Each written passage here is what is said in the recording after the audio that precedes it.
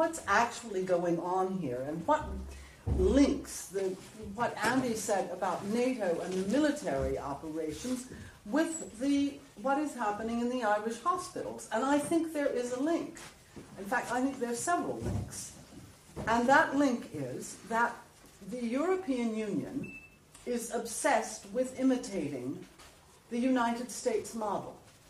They are thoroughly neoliberal, and in whatever area it is, they want to copy the United States. Now, I think this is going to be a disaster, and is already a disaster for reasons that I will go into more. But the overarching goal seems to me to be to attack the social order in Europe, to demolish democracy, and to attack state arrangements. I argue this in the first chapter of the book in some detail.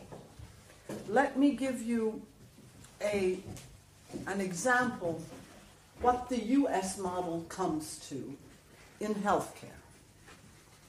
I have a good friend in Berkeley. I was in the US a couple of weeks ago. We had dinner together. He had had a heart procedure. He has health insurance. This is not a poor man like 45 million Americans who have no health insurance. He went in to the hospital in the morning. The procedure, putting stents in a couple of arteries, I guess, was taken care of. He spent the night in the hospital, and he left the next morning. Total cost, would anyone like to give a guess? 3,000.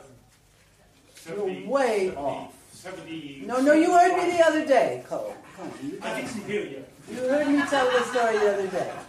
Who has a guess? 50,000. 48.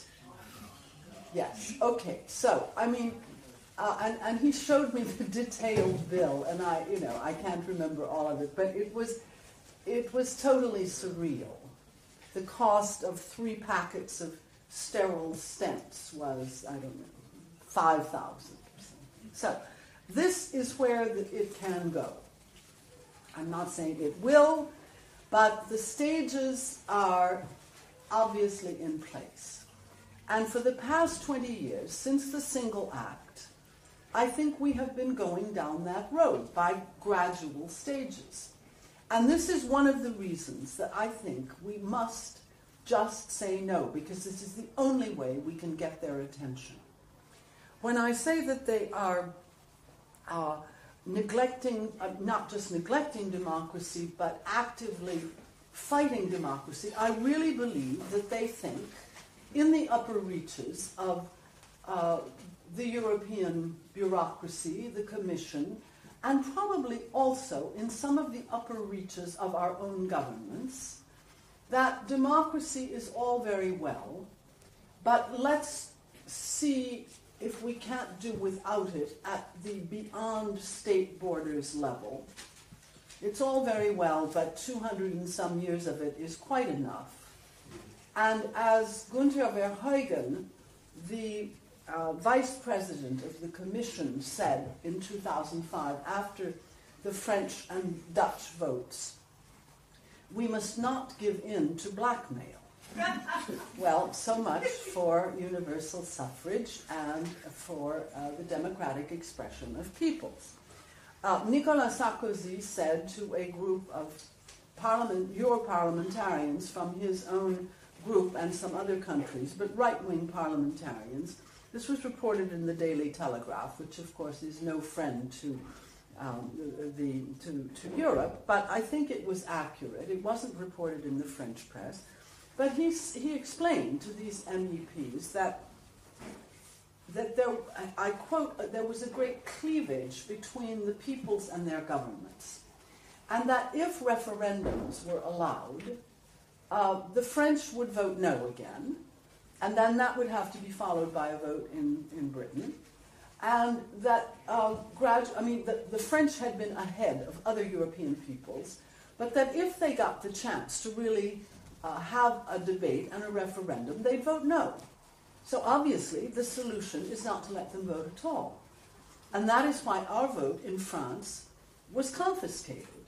and in a very clever way, and with the cooperation, the full cooperation, I have to say, except for a few honorable exceptions, of the Social Democrats, Socialist Party, but I prefer to call them the Social Liberals. So, I think we really are now in a system which is little by little moving both socially, militarily, and politically towards a U.S. model in which the people will have less and less to say, and what they say will be distorted. So I would like to explain a little bit about why the French voted no, and then I'll make just a few other points, because we've already heard many important things on the military and public services side.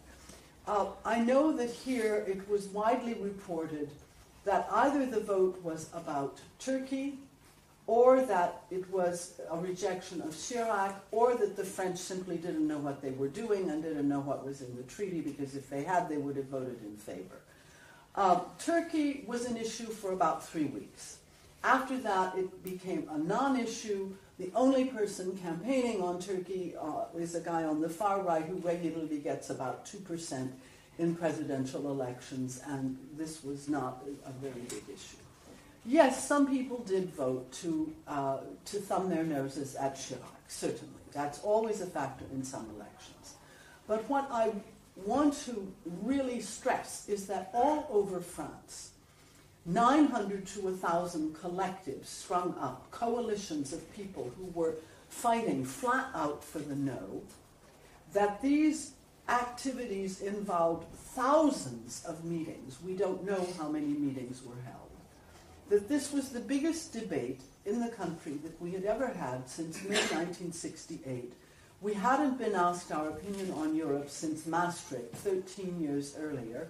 And for the first time, people really got interested in the subject of Europe. And the result was that 70% of them turned out for the referendum. This is to be compared to 46% 1 year earlier for the European parliamentary elections.